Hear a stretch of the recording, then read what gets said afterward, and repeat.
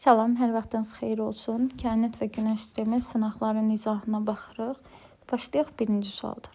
Yerin xəyalıq orbit müstəvisinə meyilliyi 70-dirsə. Mən sizə bu meyilliyi bu şəkildə demişdim ki, orbit müstəvisinə meyillik belədir. 66,5 dərəcə. Bu rəqəm bizə başqa hardan tanış idi? Qütb dairələrinin qiymətidir. Deməli, meyillik nə qədərdirsə, qütb dairəsi də həmin o dərəcədən keçir.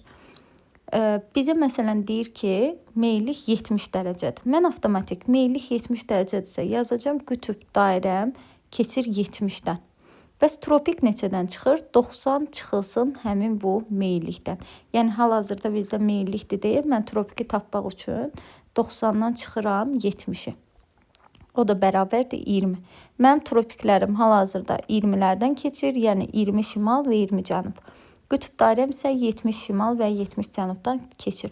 İndi şimal tropiki deyir mənə, yəni 20 şimal, bir də Bakı şəhəri arasında qalan ən qısa məsafə. Bu da 40 şimal. 20 şimal, 40 şimal çıxdım elədi 20 dərəcə. Bu 20 dərəcədir. Kilometrədə çevirəndə bilirsiniz 111-ə vururuq. O da eləyir 2220 kilometr. Ümid edirəm ki, başa düşdünüz. Yenə deyirəm. Sizə deyirsə ki, meyillik 60 dərəcədir ki, 60 dərəcədir. Bilin ki, qütb dairəsi keçir 60-dan. Tropiki tapmaq üçün isə 90 çıxılsın həmin o meyillik. Başa düşdünüzmü? Yaxşı. Davam eləyək burada ikinci sual ilə. Hansı ölkələrdə qütb gecə gündüzləri müşahidə edilir? Bilirsiniz ki, qütb gecə gündüzləri 66,5 dərəcə ilə 90 dərəcələr arasında müşahidə olunur. Burada yəni şimala ən yaxın ölkələri seçməliyik, şimal qütbünə. Elə A variantı bizdə doğru cavabdır. Kanada, ABŞ, Rusiya. Burada məsələn B variantında hansı olmaz? Konqonu ekvator xətti kəsir. İndoneziyada həmçinin Carda cənub tropikindən cənubda qalır. Olmaz. Sonra C variantında Çin mülayim enlikdə yerləşir, olmaz. Bakı ilə enlikdədir. D variantında burada Çili də olmaz, Yeni Zelandiya da olmaz, Argentina da olmaz.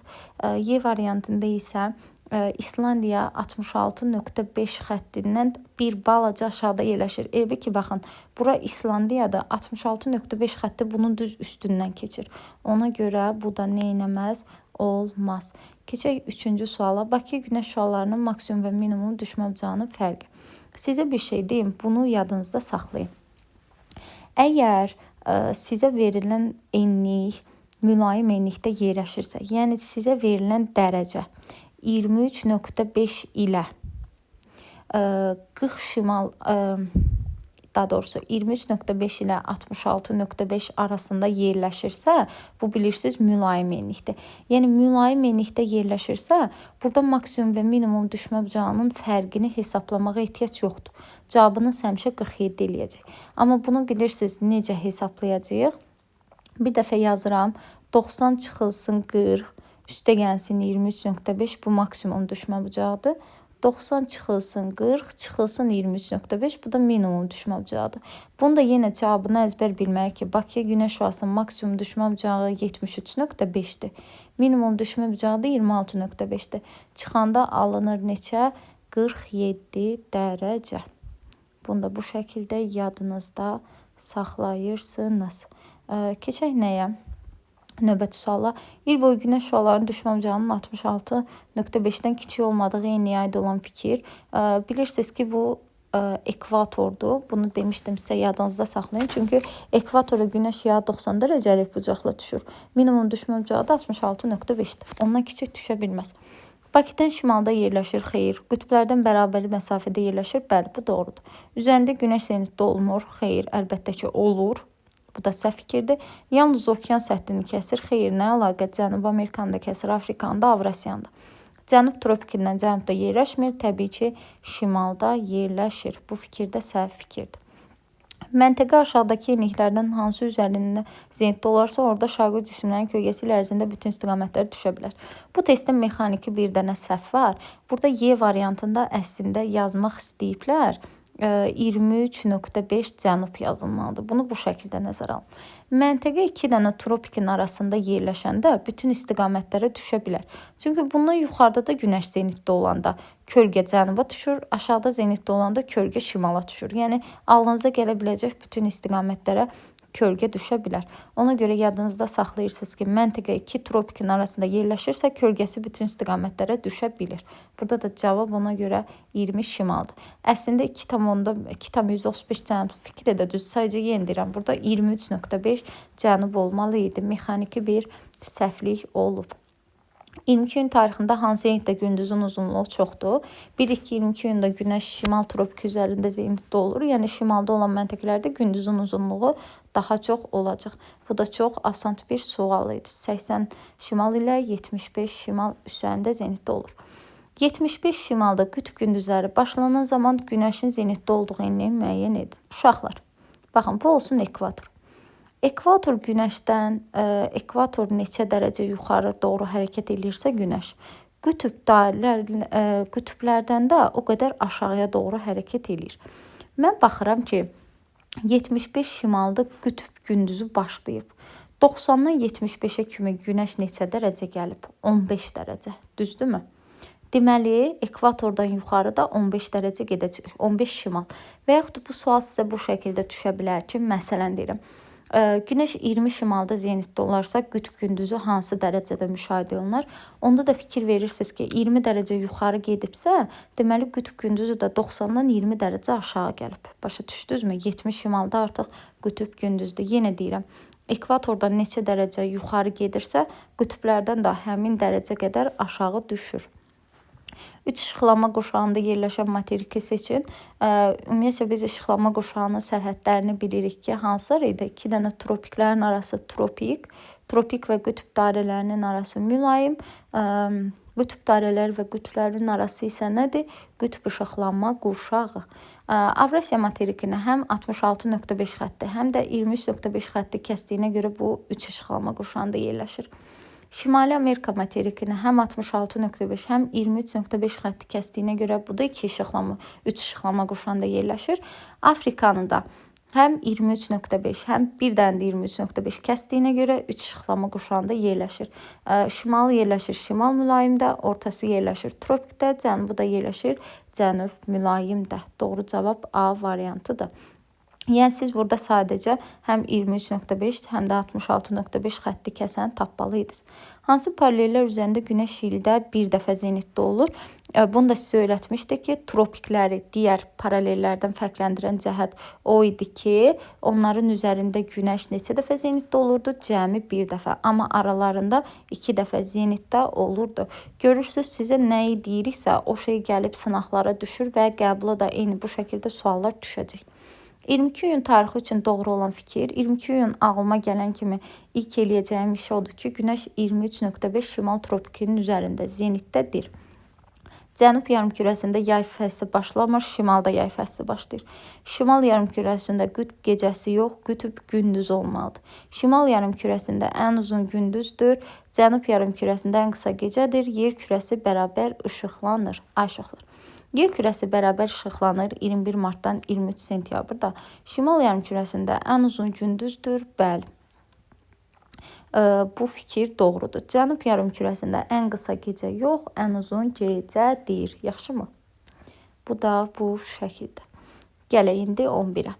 21 mart tarixi üçün səcəvdir. Bilirsiniz, yaz gecə gündüz bərabərliyidir. Günəş ekvator üzərində zenitdədir və hər iki yarımkürə bərabər işıqlanır. Günəş şimal tropiki üzərində zenitdə deyil. Günəş Şimali Amerika materikində zenitdə deyil. Çünki Şimali Amerika materikini ekvator kəsmir. Yer kürəsi bərabər işıqlanır fikri doğrudur. Cənub yarımkürəsində qış fəsli yox, payız fəsli başlayır. Şimal yarımkürəsində yay fəsli yox, yaz fəsli başlayır. Keçək digər suala.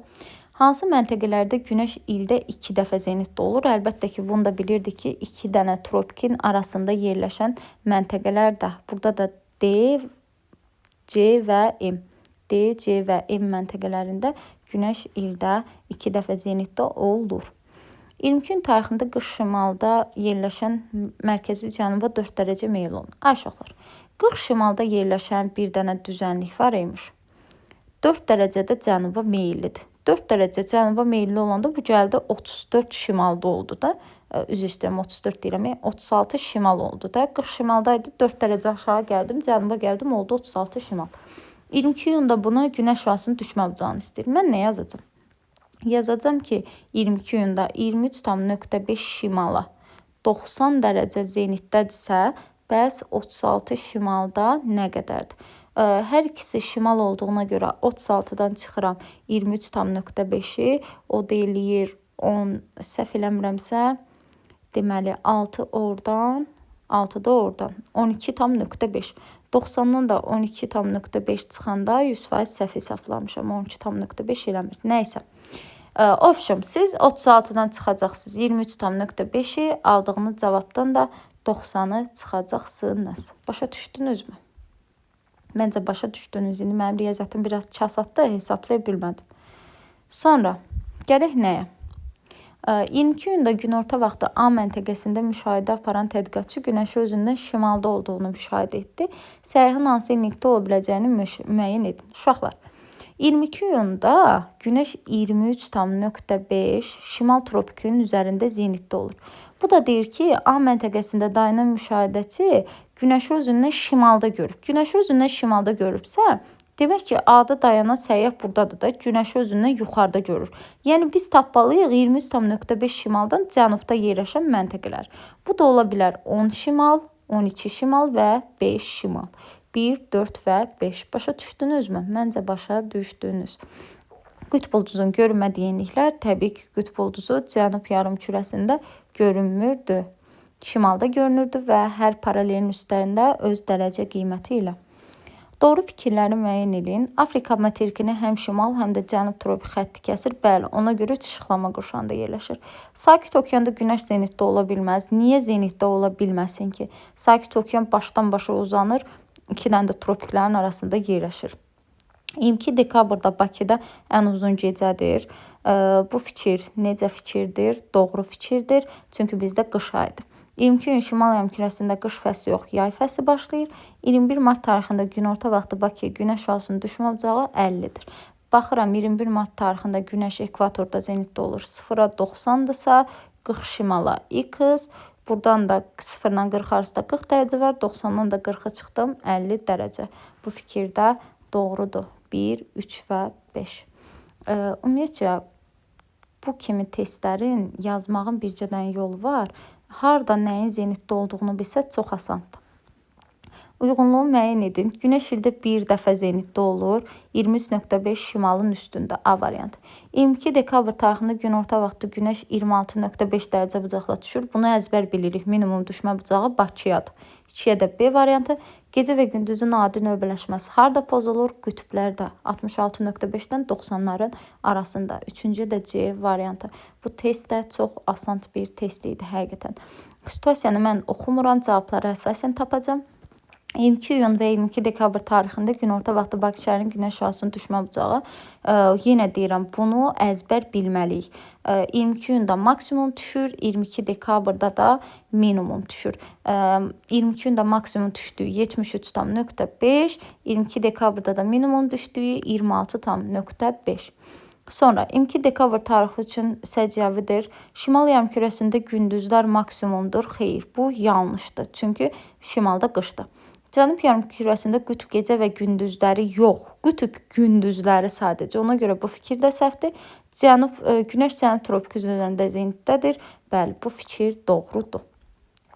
Verilən sxemlərə uyğun gələn məntəqələri müəyyən edin. Uşaqlar, 3-cü məntəqəyə baxıram ki, baxın, tam ortada bölünüb. Görürsünüzmü? Deməli, bu həm 22 iyun, həm 23 sentyabra aiddir. Birinciyə 3. Sonra baxıram ki, buradan. Görürsünüzmü? Baxın, şimal qütbü işıqlıdır. Bura baxıram, şimal qütbü qaranlıqdır. Bura baxıram, cənub qütbü qaranlıqdır. Bura baxıram, cənub qütbü işıqlıdır. Gördünüzmü? Birinə baxmanız kifayətdir. Gəlin elə şimal qütbünə baxaq. Burada şimal qütbü işıqlıdırsa, yəni qütb gündüzüdürsə, demək ki, bu 22 iyundur da. Burada baxıram, şimal qütbü qaranlıqdırsa, bu da 22 dekabr tarixidir. Baxın, suallarınızın izahı bu qədər idi.